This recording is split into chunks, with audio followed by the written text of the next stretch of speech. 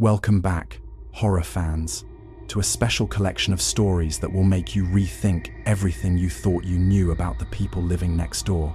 We've all had odd neighbors, loud neighbors, or even just plain forgettable neighbors. But what if the person on the other side of that thin wall isn't just quirky? What if there's something far more sinister? Tonight, we're diving into 7 interconnected tales of dread, all centered around the unsettling truth that sometimes the greatest monsters aren't hiding in the shadows, but right next door. These aren't just isolated incidents. They're pieces of a larger, more horrifying puzzle that unfolds over years, affecting different lives in different ways, all stemming from one chilling truth: a building with a dark secret and a resident who refuses to leave. Before we begin, do us a huge favor and hit that like button, subscribe to the channel, and ring the notification bell so you never miss another terrifying story. Trust me, you won't want to miss what we have in store. Now, dim the lights, lock your doors, and whatever you do, don't look out your window. Here are 7 terrifying neighbor horror stories. Story 1. The Echo, in apartment 4B. The year was 2008, when Sarah, fresh out of college and brimming with optimism, found her first real apartment. It was a charming, if slightly dated, building in an older part of the city. The rent was reasonable, the location was perfect for her new job, and the landlord, a kindly old man named Mr. Henderson, assured her it was a quiet building. Sarah, eager to start her independent life, signed the lease for apartment 4 amperes without a second thought. She spent weeks meticulously decorating, painting the walls a calming blue, arranging her thrift store furniture, and making the small space feel like home. Her initial days were peaceful. She'd wake to the gentle hum of city life, enjoy her morning coffee, and head off to work. Evenings were spent unwinding, reading, or occasionally having a friend over. The only noticeable oddity was the apartment directly across the hall, 4B. Its door was always closed, always silent. Mr. Henderson had mentioned it was empty, awaiting a new tenant after the previous one had, well, moved on rather suddenly, Head said with a vague wave of his hand. Sarah didn't think much of it. Empty apartments were common, and she appreciated the quiet. The first incident was subtle, almost imperceptible. She was in her living room one evening, engrossed in a novel, when she heard it. A faint scratching sound, like fingernails dragging across wood, coming from 4B. It was so soft, she initially dismissed it as the building settling, or perhaps a mouse. She tried to ignore it, but it persisted, a rhythmic scritch, scritch, scritch that seemed to pulse with a deliberate, unsettling cadence. She strained her ears, trying to pinpoint its source, but it was too diffuse, too ghostly. Eventually, it faded, leaving her with a lingering sense of unease she couldn't quite shake. The next time, it was a knock. Sarah was preparing dinner, humming along to music, when a distinct rap, rap, rap echoed from the hallway. It was loud enough to make her jump, her heart thudding against her ribs. She paused, spatula in hand, and peered through her peephole. The hallway was empty. No one was there. She frowned, thinking maybe she'd imagined it, or perhaps someone had knocked on a different door. But then, the knocking came again, louder this time, unmistakably from 4B. 3 sharp, insistent raps. Sarah felt a chill crawl up her spine. She knew the apartment was empty. Mr. Henderson had been very clear. She even recalled seeing the for rent sign in the lobby a few weeks prior, though it had since been taken down. "Hello," she called out, her voice a little shaky. Silence. She waited, heart pounding, for several tense minutes. Nothing. Slowly, she retreated back into her apartment, locking her door with an extra click. Over the next few weeks, the incidents escalated. The scratching returned, sometimes soft, sometimes so loud It sounded like something was tearing at the floorboards from within 4B. The knocking became a regular occurrence. Always 3 sharp raps. Always when she was alone. Always from the empty apartment. She tried to rationalize it. Old building, pipes, wind, her imagination. But deep down, she knew it was none of those things. The sounds were too deliberate, too specific. One Saturday morning, she was heading out for groceries when she noticed something new. On the floor directly in front of the door to 4B lay a small, tarnished silver locket. It looked old, almost antique, and was slightly open, revealing a faded, sepia-toned photograph of a stern-looking woman from decades past. Sarah hesitated, a knot forming in her stomach. Where had it come from? No one lived there. She looked around the empty hallway, then back at the locket. A sudden, irrational fear made her heart race. She didn't touch it. Instead, she hurried downstairs to find Mr. Henderson. "Mr. Henderson," she began, trying to sound casual, "I keep hearing noises from 4B, and there's a locket outside the door." Mr. Henderson, who was meticulously polishing the brass railing in the lobby, paused, his smile faltering slightly. "Noises, dear? From 4B? Are you sure?" His eyes, usually warm, seemed to hold a flicker of something Sarah couldn't quite decipher. "That apartment's been empty for months, bless its heart. No one's lived there since Mrs. Albright passed." "Mrs. Albright?" Sarah asked, a cold dread washing over her. "But you said she moved on." Mr. Henderson cleared his throat, avoiding her gaze. "Yes, well, moved on can mean many things, can't it? As for the locket, I'll have a look. Probably just fell out of a cleaning crew's bag." He didn't sound convinced, and neither was Sarah. Later that day, she saw him by the door to 4B. He wasn't picking up the locket. He was just standing there, staring at the door, a haunted expression on his face. When he finally noticed Sarah watching him from her doorway, he quickly composed himself, picked up the locket, and muttered something about placing it in Lost and Found. He then hurried away without meeting her eyes. That night, the knocking started again, louder and more insistent than ever. 3 sharp raps, followed by a dragging sound, as if something heavy was being pulled across the floor of 4B. Sarah huddled in her bed, blankets pulled up to her chin, tears silently tracing paths down her cheeks. She felt a profound sense of terror, an unshakable certainty that she was not alone in the hallway, that something was actively trying to get her attention from the empty apartment. The locket, the mysterious noises, Mr. Henderson's strange reaction, it all coalesced into a single, terrifying thought. Mrs. Albright hadn't moved on. She was still there, and she was knocking. The next morning, Sarah called her parents, tears in her voice. "I can't stay here," she sobbed. "There's something wrong with this building." Her parents, though skeptical, listened patiently. Sarah gave her notice to Mr. Henderson that very day, making up an excuse about a job offer in another city.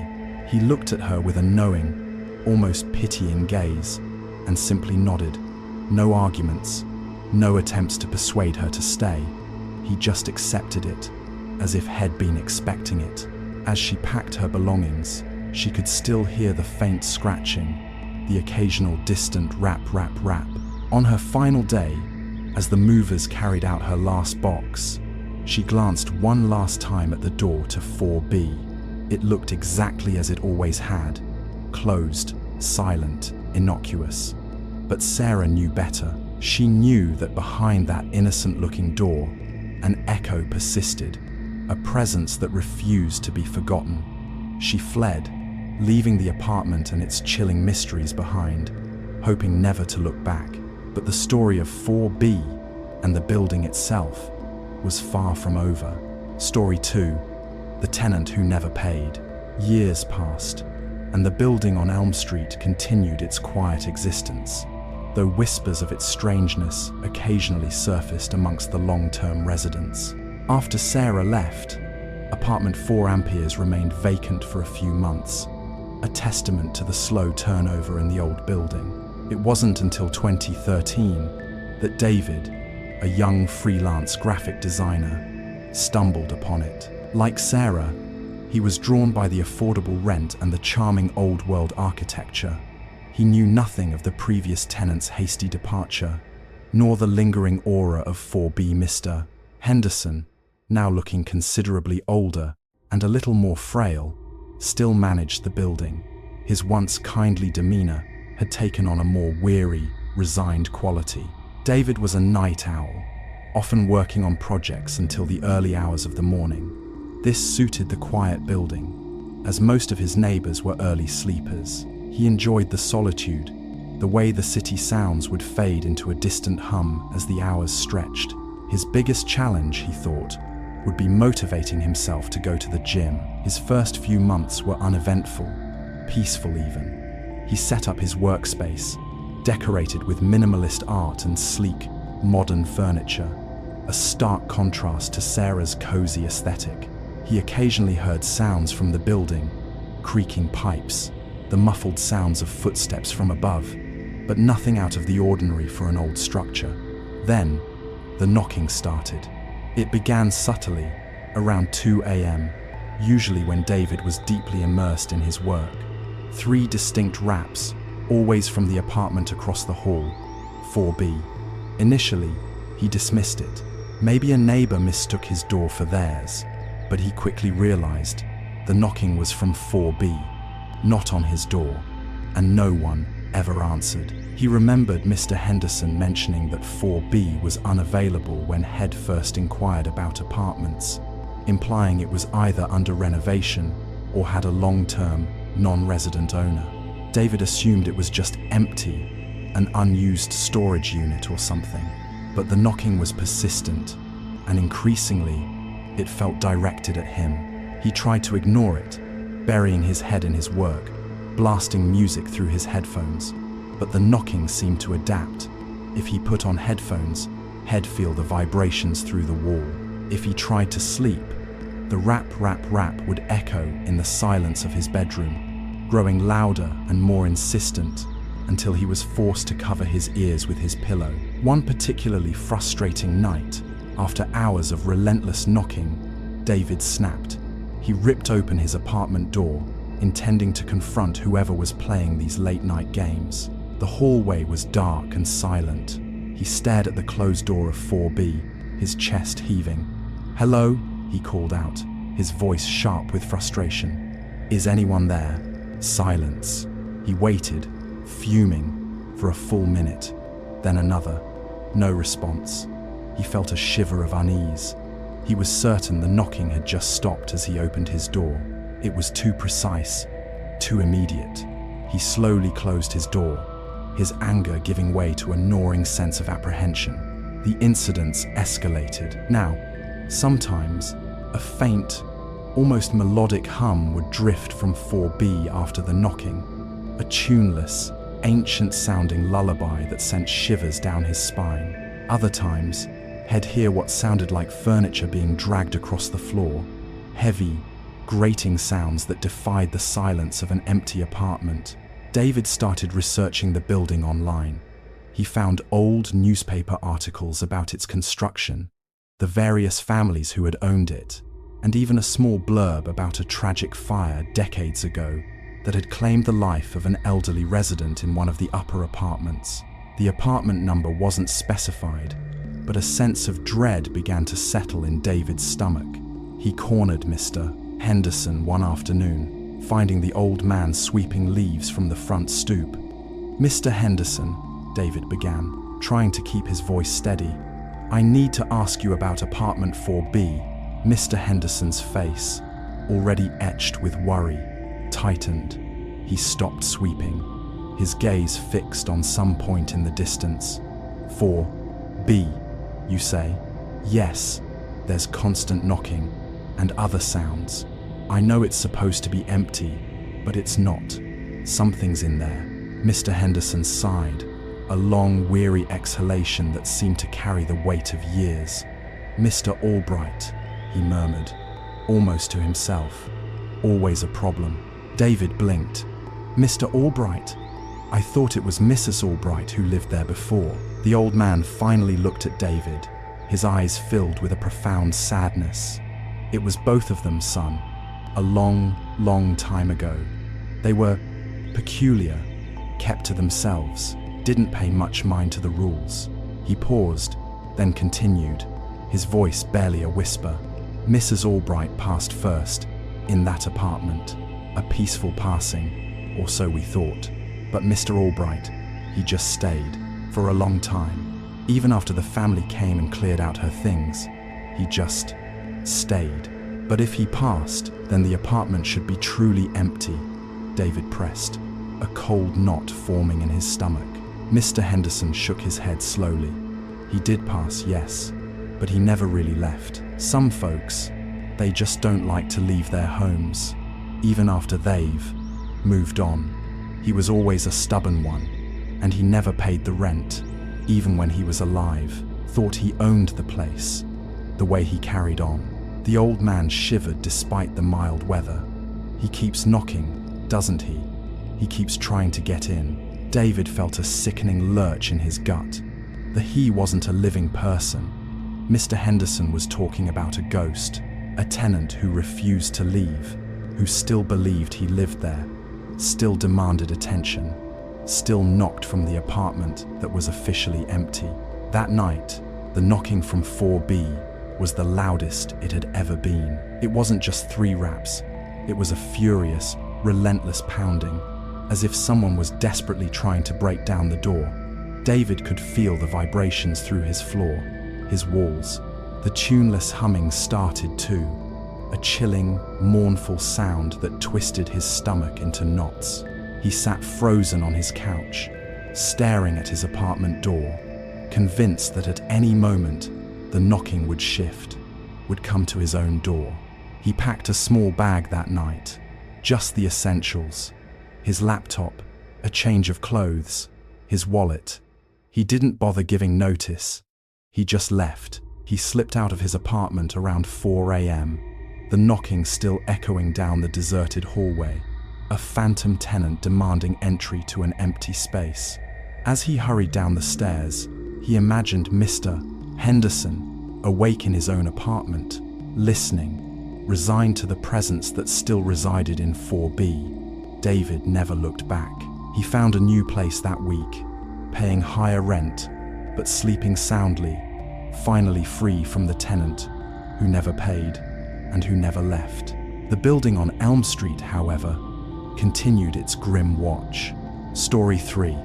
The Obsessive Watcher. It was 2016, and the building on Elm Street, now almost a local legend for its peculiar vacancies and high tenant turnover, welcomed Sarah's cousin, Emily.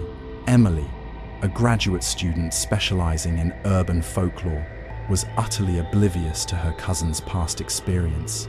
She'd moved to the city for her PhD program, and seeing the unbelievably low rent for apartment 4 Amperes online, jumped at the chance. She found the building's faded grandeur charming, its quiet atmosphere conducive to study. Mr. Henderson, now even frailer and speaking in hushed tones, processed her paperwork with a weary formality. He didn't offer any anecdotes about the building, merely pointed out the fire exits and wished her a pleasant stay. Emily, a naturally curious and observant person, immediately noticed the apartment across the hall, 4B. Its door was old, slightly darker than the others, and seemed almost to absorb the light. There was a peculiar silence emanating from it, a stillness that felt heavier than mere vacancy. She found it intriguing, a perfect backdrop for her studies of forgotten city histories. She often found herself staring at the door, a faint prickle of unease, her only companion. Her initial weeks were filled with research, library visits, and late-night writing sessions. The building was indeed quiet, almost unnervingly so. She never saw anyone entering or leaving 4B, nor did she hear any sounds from within. It was as if that part of the hallway simply didn't exist. Then, she started to feel watched. It began subtly, A sudden chill in the air when she passed 4B, a fleeting shadow at the periphery of her vision when she glanced at the door, the feeling of eyes on her back as she unlocked her own apartment. Emily, being a logical and academic mind, dismissed it as nerves, or perhaps the stress of her studies. But the feeling intensified. She would come home late from the library, her mind buzzing with research, and as she walked down the 4th floor hallway, she would feel an undeniable presence, a heavy, scrutinizing gaze fixed on her. She never saw anything, but the feeling was so potent, it would make her quicken her pace, her heart thumping against her ribs. One evening, she was struggling with a complex theoretical framework for her thesis. Frustrated, she took a break, making herself a cup of tea. As she waited for the kettle to boil, she wandered to her living room window, gazing out at the city lights. Just as she was about to turn away, she saw it, a flicker of movement in the reflection of her window, not outside, but behind her. She spun around, her heart leaping into her throat. Nothing. Her apartment was empty, but the feeling of being watched was overwhelming. She started to realize it wasn't just in the hallway. It was when she was in her apartment too. Sometimes, she would be reading, and the faint, almost imperceptible creak of floorboards would come from the apartment across the hall. It wasn't the sound of an empty building settling. It was a deliberate, singular sound, as if someone had just shifted their weight to peer through her door. Emily, ever the researcher, started keeping a journal of the occurrences. She noted the times she felt watched, the specific sounds she heard. She even tried to correlate them with her own activities. She noticed a pattern. The feeling was strongest when she was in her living room, especially near the door. It was as if whatever was in 4B was trying to observe her directly. One night, exhausted from a long day, she fell asleep on her couch with the TV on low. She woke suddenly, not to a sound, but to an intense cold that permeated her apartment. Her breath plumed in the air. She sat up, shivering, and looked towards her apartment door. The faint light from the hallway, usually blocked by her peephole, seemed to be seeping in, just a fraction more than usual, and then she saw it. A sliver of darkness, impossibly thin, stretched from the peephole of 4B, directly aimed at her own door. It was like a void, an absence of light, yet it conveyed an intense, focused scrutiny. Emily felt a primal terror grip her. It wasn't just a feeling anymore. Something was actively watching her. Something was looking through her peephole, right into her apartment, even though no one should be in 4B. She sat motionless, barely breathing, for what felt like an eternity. The sliver of darkness remained, unwavering. It was an eye, she realized, a non-physical presence, an entity that had been watching her every move. She felt exposed, vulnerable, stripped bare by its unseen gaze. Finally, with a jolt, she grabbed her phone and dialed Mr. Henderson's number, her fingers trembling. It was past 3 a.m., but she didn't care. The phone rang, and finally, a groggy Mr. Henderson answered. "Mr. Henderson," she whispered, her voice hoarse with fear. "It's Emily in 4 Amperes. I need you to come to the building. Now, there's something in 4B. Something is watching me." There was a long silence on the other end. Then, Mr. Henderson's voice, now fully awake, sounded weary and resigned. "Hes watching, is he?" he said, his voice barely audible. He always was, an observant one, never missed a thing. "Who?" Emily asked, her mind reeling. "Mr. Albright," Mr. Henderson replied. He used to sit by his window, watching the street. Never had much to do, after his wife passed. Just watched. Now he watches the hallway. He watches you. There was a profound sadness in his voice. He never liked it when new people came, thought they were invading his space. The phone went dead. Mr. Henderson hadn't hung up. The call had just cut out.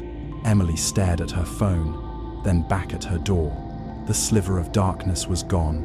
But the feeling of being watched intensified, pressing in on her from all sides. She didn't wait for morning. She grabbed her backpack, shoved her laptop, passport, and a few essentials inside, and fled her apartment. She didn't bother locking the door or turning off the lights. She just ran, not caring about her lost rent, her forgotten clothes, or her unfinished thesis. As she burst out of the building into the pre-dawn darkness, she glanced back at the fourth-floor windows. She couldn't see anything, but she knew with an absolute certainty that something was still there, watching her departure, a silent, unseen witness to her terror, still obsessively guarding its empty domain. Story 4. The Never-Ending Conversation. By 2018, the building on Elm Street had developed a notorious reputation among local real estate agents. Apartments on the fourth floor, particularly 4 Amperes, stayed vacant for unusually long periods. Despite Mr. Henderson's increasingly desperate attempts to rent them out at rock-bottom prices, potential tenants would tour the building, feel an inexplicable chill in the hallway, or simply find an excuse to decline. Yet, there were always new faces, people desperate enough for affordable housing in the city. One such person was Mark, a quiet, introspective programmer who worked remotely. He saw the ridiculously cheap rent for 4 Amperes as a godsend and ignored the subtle warnings from the online reviews mentioning eerie vibes or weird neighbors. Mr. Henderson, now clearly frail and with a perpetual tremor in his hands, seemed almost relieved to have a new tenant, quickly ushering Mark through the paperwork without meeting his gaze. Mark was accustomed to solitude. His work involved long hours in front of a computer screen, often late into the night. He preferred the quiet, and for the first few weeks, apartment 4 Amperes was exactly that, a haven of peace where he could focus on his code. He didn't notice 4B at first. Beyond its perpetually closed door, he assumed it was simply unoccupied, like many other units in old buildings. Then, he started hearing voices. It began as a faint murmur, a soft, indistinct mumble that seemed to drift from 4B. It sounded like a conversation, 2 people speaking in low tones, just beyond the reach of comprehension. Mark initially dismissed it as sounds bleeding through the walls from another apartment, perhaps from upstairs or downstairs. He wasn't bothered by it. A little ambient noise was preferable to absolute silence, but the conversation became more distinct. He would hear it late at night, when the building was otherwise silent. 2 voices, an elderly man and an elderly woman, talking. They weren't arguing, or laughing, or shouting. They were simply conversing about mundane things, it seemed. The weather, the price of groceries, a neighbor they vaguely knew. The tone was always calm, almost placid, yet there was an underlying current of melancholy. Mark tried to make sense of it. Were there really people living in 4B? He had seen no one. He never heard footsteps, never heard a door open or close. He peered through his peephole countless times, but the hallway was always empty. He asked Mr. Henderson about it one day, casually mentioning the neighbors in 4B. Mr. Henderson stopped in his tracks, his eyes widening slightly. "Neighbors?" he croaked, his voice raspy. "There's no one in 4B, Mr. Davies. It's been empty for years." His denial was too vehement, his face too pale. Mark felt a shiver of unease. "But I hear voices," he insisted. "2 people. An old couple, I think. They talk late at night." Mr. Henderson's already trembling hands began to shake more visibly. He averted his gaze, mumbling, "Old pipes, son. Old building. Makes strange noises sometimes." He hurried away, leaving Mark with a growing sense of dread. The voices became an almost constant companion. Mark, being a logical person, initially tried to record them, placing his phone against the wall, hoping to capture proof, but the recordings always came back silent or filled with static. Yet, the moment he stopped recording, the voices would resume, as clear as day to his ears. He started to recognize their patterns. The man, a low, gruff voice, often spoke of the past, of things that were no longer there. A certain store down the street that had closed decades ago, a park that had been redeveloped. The woman, her voice softer, more melodic, often reminisced about flowers or a beloved pet or quiet afternoons spent by the window. It was a conversation without end, a continuous loop of memories and observations, never progressing, never resolving. One particularly cold night, Mark was trying to work, but the voices were exceptionally clear. He could almost make out individual words. The man was complaining about the draft from the window. The woman was suggesting he put on a sweater. It was so real, so vivid, that Mark felt an overwhelming urge to go to their door, to simply listen. He found himself standing silently by his own door, pressing his ear against the cold wood. He closed his eyes, straining to hear. The voices were right there, just on the other side of the wall, talking as if he wasn't there. He felt a profound, unsettling sadness wash over him. It wasn't menacing, not exactly. It was just lonely. Then, a new sound cut through the conversation. A loud, sharp rap, rap, rap. It was the knocking from 4B that Sarah and David had experienced, but Mark had never heard it before. It interrupted the conversation abruptly. The voices stopped. Mark held his breath, his heart pounding. After a moment of chilling silence, the man's voice, now clearer and closer than ever, echoed through the wall, as if he were standing directly on the other side of Mark's door. "He keeps knocking," the man's voice said, sounding irritated. "Always knocking. Doesn't he know this apartment is empty?" The woman's voice replied, a soft, weary sigh. "He never could accept it, dear. Always so stubborn. He just wants to come home." Mark froze, his blood turning to ice in his veins. "He keeps knocking, but that apartment is empty." The phrase hit him like a physical blow. The apartment wasn't empty, it was occupied by them, and the he who was knocking wasn't trying to get into their apartment. He was trying to get into his own home, and he couldn't. Mark backed away from the door, his mind racing. The couple, Mr. and Mrs. Albright, were still there, having their endless conversation, and the knocking was Mr. Albright. But which Mr. Albright? The living one, who once lived there and refused to leave, or the ghost, still trying to get back into his home, not realizing he was already there? The realization was a crushing weight. He wasn't just hearing voices, he was privy to an eternal, tragic drama playing out in the ethereal plane. He was a spectator to their afterlives, trapped in a loop of domesticity and longing. Mark didn't pack. He didn't say goodbye. He simply walked out of his apartment that night, leaving everything behind. His laptop, his clothes, his carefully curated life, all abandoned. He couldn't bear to stay another second, to listen to the never-ending conversation of the dead, or to the desperate knocking of a man forever locked out of his own home. As he exited the building, he could almost hear the faint murmur of voices, still talking, still locked in their eternal domesticity, in the apartment that was empty, yet so terribly full. Story 5. The Shifting Reflections. The year is 2021. The Elm Street building, now a whispered legend of haunted apartments and rapid tenant turnover, still stands, a relic in an ever-modernizing city. Apartment 4 Amperes remains a revolving door, its low rent attracting those oblivious to its history or desperate enough to ignore it. Leo, a struggling artist, was the latest to succumb to its allure. He valued cheap space above all else, needing room for his canvases and supplies. Mr.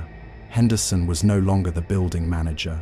His health had declined significantly, and a younger, more cynical manager, Miss Davies, had taken over. She was brusque, efficient, and completely dismissive of any ghost stories, chalking them up to the ramblings of superstitious tenants. Leo, a practical and somewhat cynical individual, scoffed at the whispers Head heard during his brief interactions with other residents.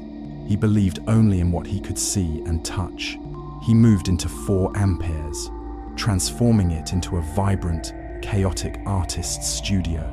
He loved the way the morning light streamed in, illuminating his workspace. He quickly noticed 4B, not for its silence, but for its unusual reflection. The door to 4B was directly opposite his own, and when his door was slightly ajar, he could sometimes catch a glimpse of the 4B door in his own polished doorknob or in the glass of his framed artwork hanging on the wall. At first, it was just an interesting visual quirk, but then the reflections started to shift.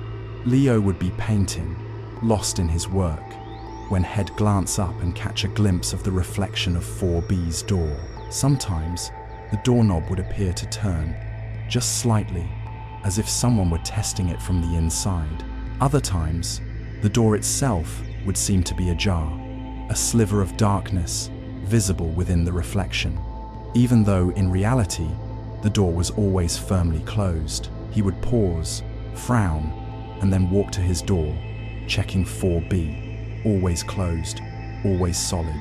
He'd tell himself it was just a trick of the light, an optical illusion caused by his focus on his art. But the occurrences grew more frequent, more distinct. One afternoon, he was working on a self-portrait, his easel positioned so that he could see the reflection of his apartment door, and thus 4B's door, in the mirror he was using. He was meticulously working on the details of his own eye when he saw it. In the reflection of 4B's door, a faint, translucent figure was standing directly behind it. It was indistinct, a shimmering outline, but undeniably human-shaped. It seemed to be peering through the peephole of 4B, its ethereal gaze fixed on Leo's own apartment, on Leo himself. Leo dropped his brush, his heart leaping into his throat. He spun around, staring at the actual door to 4B. Solid, closed, silent, nothing. He slowly turned back to his mirror. The reflection was gone, just the empty, closed door of 4B. He tried to rationalize it. Exhaustion, too much turpentine fumes, a vivid hallucination. But the image was seared into his mind, a ghostly figure watching him through the door of the empty apartment. He started experimenting. He placed a small, polished metal sphere on a table, directly facing 4B. He would glance at its reflection periodically while he worked. Sometimes, he'd see nothing. Other times, the faint outline would appear again, always lurking behind the door, always seemingly focused on his apartment. He started to feel a profound sense of intrusion, of being constantly observed by something unseen. One particularly unnerving evening, he was making dinner, chopping vegetables in his small kitchen. The stainless steel of his knife, highly polished, caught the reflection of his apartment door, and in that tiny, distorted reflection, he saw 4B's door. But this time, it was wide open, and standing in the doorway, staring directly at him through the metallic reflection, was the clear, almost solid figure of an elderly woman. Her face was pale, her hair pulled back in a severe bun, and her eyes, though lacking pupils, conveyed an intense, sorrowful gaze. It was a face that looked familiar, as if from an old, faded photograph. Leo dropped the knife, which clattered loudly on the tiled floor. He scrambled back, bumping into the counter, his mind screaming in terror. He didn't dare look directly at 4B's door. He knew, with absolute certainty, that if he did, he would see her there, standing in the open doorway, staring at him. He closed his eyes, his breathing ragged, trying to calm himself. When he finally forced himself to open them, he risked a glance at the knife. The reflection was back to normal, just his own kitchen and the closed door of 4B. But the image of the woman, Mrs. Albright, had indelibly burned itself into his consciousness. He finally summoned the courage to approach Miss Davies, the building manager. He described the shifting reflections, the ghostly figure, the sense of being watched. Miss Davies listened, her expression utterly devoid of sympathy. "Look, Mr. Davies," she said, tapping her pen impatiently on her desk. "I've heard it all before. This building is old. People get jumpy. There are no ghosts, just a lot of tenants with overactive imaginations." She gave him a condescending smile.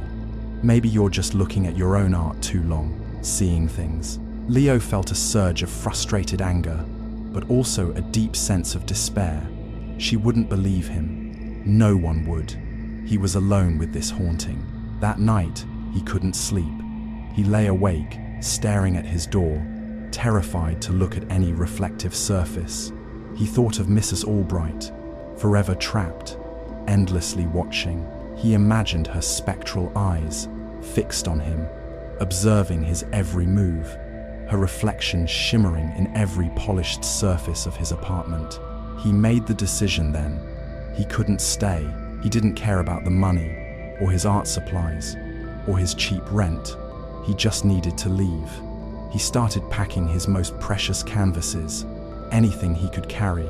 As he worked, he caught a glimpse of himself in a small hand mirror. In the reflection, he saw his own terrified face, but superimposed over his shoulder, a faint, almost transparent image of the elderly woman, Mrs. Albright, her eyes wide and mournful, looking directly at him.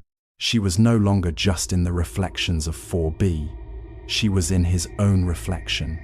She was following him. He dropped the mirror, shattering it on the floor. He ran, not bothering to collect anything else. He sprinted out of the apartment, down the stairs, and out into the night, leaving his art, his canvases, and his sanity behind. He knew, with a chilling certainty, that he would never be truly free from her gaze. Her reflection would follow him, shimmering in every mirror, every window, every polished surface, a constant reminder of the obsessive watcher in 4B. The year is 2023. The Elm Street building, increasingly dilapidated and whispered about in hushed tones by taxi drivers and delivery personnel, still has residents. The economy is tough, and the truly desperate continue to seek out the impossibly cheap rent. Among them is Jessica, a young, aspiring musician who sees apartment 4 Amperes as a temporary stepping stone. She's heard the vague rumors, but dismisses them as urban myths. Miss Davies, the manager, now looks even more stressed, perpetually on the phone, trying to lure in new tenants. Jessica was a vibrant, outgoing person, full of life and a love for music. Her apartment quickly became a lively hub, filled with instruments, music sheets, and the occasional impromptu jam session with friends. She loved having people around, believing that company kept any lingering negativity at bay. She initially had no issues with 4B. Like the others, she noted its perpetual closure and silence, but it wasn't a concern. She was too focused on her music, on making her new space feel like home. She often had friends over, rehearsing new songs, sharing meals, and laughing loudly. She even considered inviting the silent neighbors of 4B to one of her impromptu concerts, but always found the door too intimidatingly still. Then, things started to disappear. It began with small items, a guitar pick from her desk, a specific sheet of music she was working on, her favorite coffee mug. Jessica was notoriously messy, so she initially chalked it up to her own disorganization. Classic me, she'd laugh, blaming herself. But the disappearances became more specific, more unsettling. It was always items that were important to her, things she used regularly. Her lucky pick, the melody she had just perfected, the mug her grandmother had given her, and it was never just misplaced. It was gone, vanished without a trace. She started to feel a prickle of unease. She lived alone, and her friends were trustworthy. She began locking her door, even when just stepping out for a few minutes. But the items continued to vanish. She would leave her apartment, return, and find that a new piece of sheet music was missing, or a particular lyric she had written was gone from her notebook. One evening, she had a small gathering with friends. They were playing cards, laughing, and enjoying themselves. Jessica briefly stepped into her kitchen to grab some snacks. When she returned, her friends were looking uncomfortable. "Jess," one of them said, "did you invite someone else?" Jessica frowned. "No. Why? You know it's just us." "We heard a cough," another friend interjected, looking towards her bedroom door. "From your bedroom." Sounded like an old man. Jessica's blood ran cold. She hadn't heard anything. She always kept her bedroom door closed, and no one was supposed to be in there. She forced a laugh. "Must be the building settling, guys. It's old." But a knot of fear tightened in her stomach. After her friends left, she nervously checked her bedroom. Nothing seemed disturbed, but the air felt heavy, stagnant, as if someone had been sitting there for a long time. And then she noticed it. Her most prized possession, a vintage harmonica given to her by her late grandfather, was missing from its case on her dresser. Panic seized her. This wasn't her messiness. This wasn't her imagination. Someone or something was entering her apartment, and the cough her friends heard. She rushed to Miss Davies the next morning, her voice trembling as she recounted the missing items. The cough, the pervasive feeling of an uninvited presence. Miss Davies sighed, rubbing her temples. "Look, Jessica, I understand you're upset, but we don't have any record of break-ins. This is a secure building. Are you sure you're not just misplacing things? Or perhaps your friends are playing a prank?" Her tone was condescending, dismissive. Jessica felt a surge of helplessness. "No, my harmonica is gone. My grandfather's harmonica. And my friends heard a man cough in my bedroom." Miss Davies just shook her head. "I'll make a note of it, but there's not much I can do. We don't have cameras in the halls for privacy reasons." Defeated, Jessica returned to her apartment. That night, she couldn't sleep. Every creak of the building, every distant city sound, sent her heart racing. She was convinced she wasn't alone. She tried to tell herself it was just her imagination, but the missing harmonica, the undeniable cough her friends heard, it was too real. Around 3 a.m., she heard it. Not a cough this time, but a faint, almost imperceptible sound of paper rustling, coming from her living room. Her heart pounded. She grabbed her phone, her hands shaking, and slowly, carefully, crept towards the living room door. She peered into the darkness. The moonlight cast long shadows across her instruments, and there, by her music stand, she saw it. A sheet of music she had been working on, crumpled slightly, and next to it, on the floor, was her lucky guitar pick. But as her eyes adjusted, she saw something else. A faint, almost transparent indentation on her armchair, as if someone had just been sitting there. And on the small end table beside it, placed neatly, was her grandmother's coffee mug. And next to the mug, almost impossibly, was her grandfather's vintage harmonica. Her missing items, all returned, but not by her and not by her friends. They had been taken, and now they were placed back, as if by a careful, considerate, yet utterly terrifying hand. As she stared at the harmonica, a faint, almost imperceptible whisper drifted through the air, right next to her ear. It was a man's voice, raspy and old, but with a hint of something else, something wistful. "She loved this tune," the voice murmured. "She always played it for me." Jessica screamed, a raw, primal sound of pure terror. She dropped her phone and fled her apartment, not bothering to grab anything.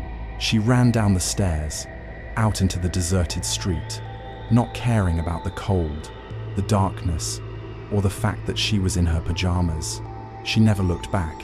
She called her parents from a gas station payphone hours later, sobbing incoherently about ghosts and stolen harmonicas. She never returned to the Elm Street building, abandoning all her instruments, her music, her entire life there. She knew now that the empty apartment 4B wasn't just occupied. It was a gateway, and the residents of 4B weren't content to just knock, or watch, or converse amongst themselves. They were now entering her home, borrowing her things, and leaving their spectral fingerprints on her life. The uninvited guest, Mr. Albright, wasn't just confined to his own apartment anymore. He was coming to visit, and he was leaving gifts.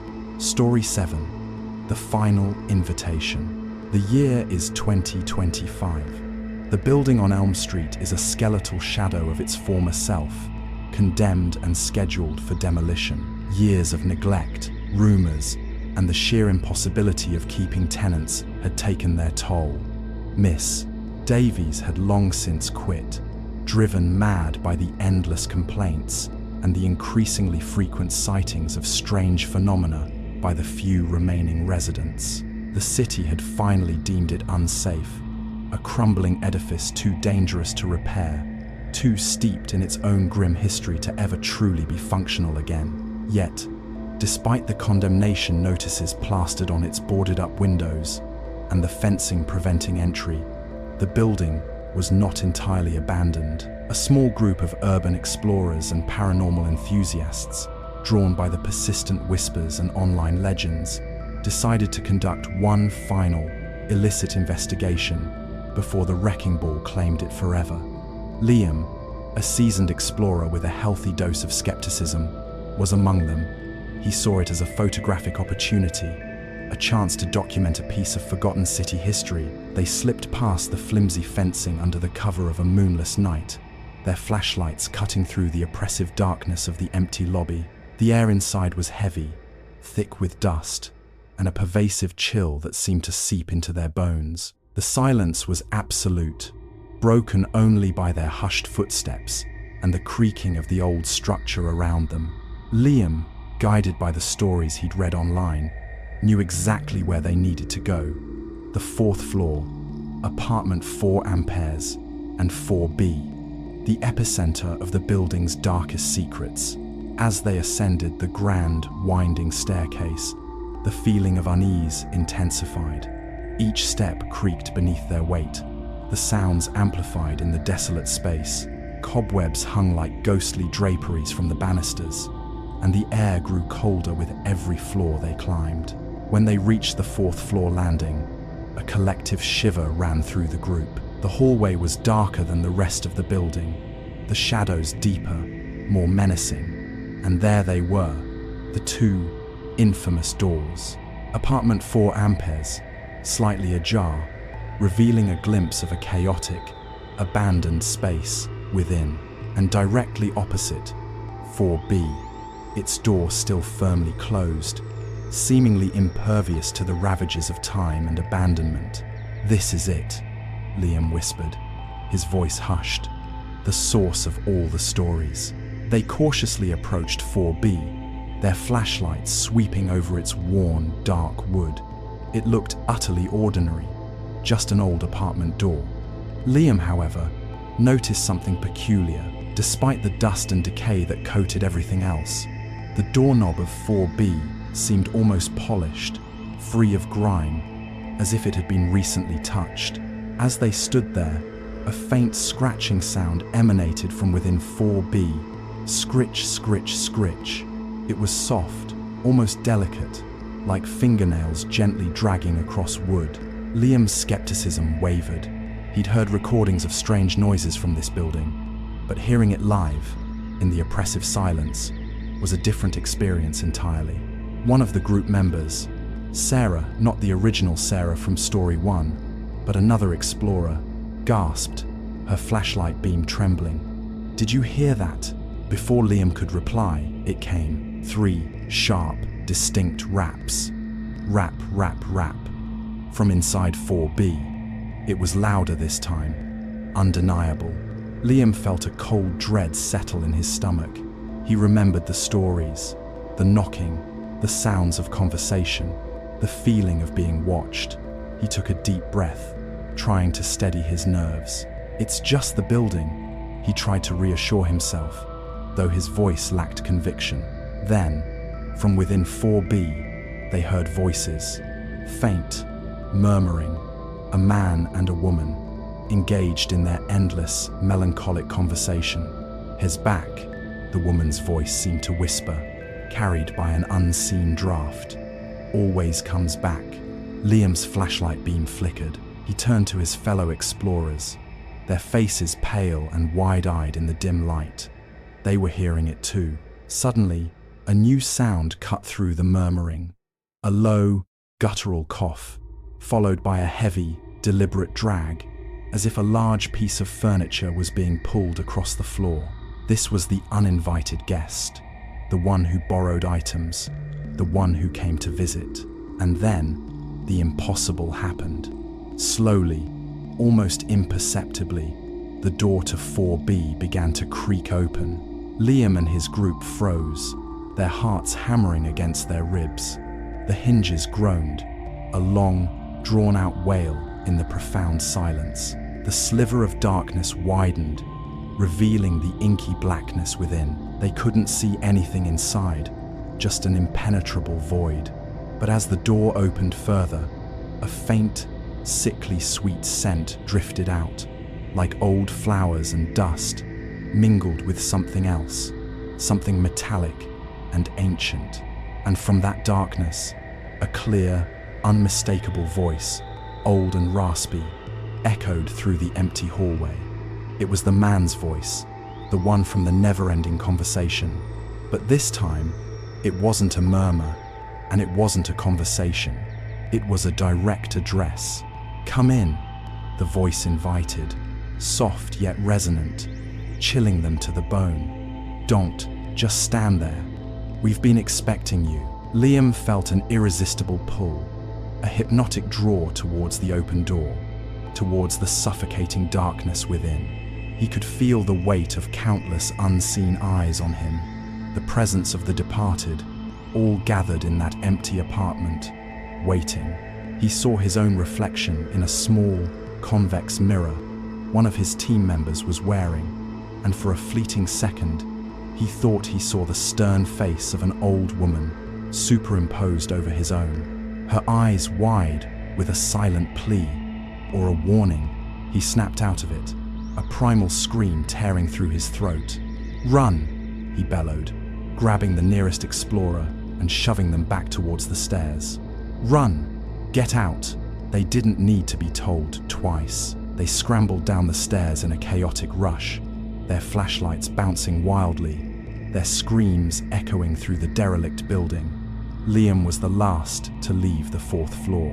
As he cast one final terrified glance over his shoulder, he saw the door to 4B standing wide open, a gaping maw in the darkness. And in the doorway, framed against the black void within, stood 2 faint, shimmering figures, an elderly man and an elderly woman, their forms translucent, their faces indistinct, but their gazes fixed on him. And behind them, a third, smaller figure, almost a child, stood peering out, a flicker of curiosity in its spectral eyes. They weren't just the Albrights. They were more. They were the echoes of everyone who had ever lived and died in that building, drawn to its central nexus of lingering despair. Liam burst out of the building, gasping for breath, collapsing on the pavement outside the fence. His team was equally shaken, some openly weeping, others paralyzed by fear. They had faced their fears and witnessed the undeniable truth. The building was not just haunted, it was a living, breathing entity of sorrow and trapped souls, and 4B was its heart. The next morning, the demolition crew arrived. Liam and his team watched from a safe distance as the mighty wrecking ball swung. With a thunderous crash, the first wall of the Elm Street building crumbled into dust. They watched as the 4th floor was hit, then the 3rd, then the 2nd. The building collapsed in a cloud of debris and dust, its dark history buried under rubble. But as the dust settled, Liam couldn't shake the chilling image of the 3 figures in the doorway of 4B, and he knew, with a certainty that would haunt him for the rest of his days, that even though the building was gone, the residents of 4B were not. They were still there, still in their apartment, still expecting visitors. Because for some, home is not just a place, it's an eternal state of being, and they had finally extended their final, terrifying invitation.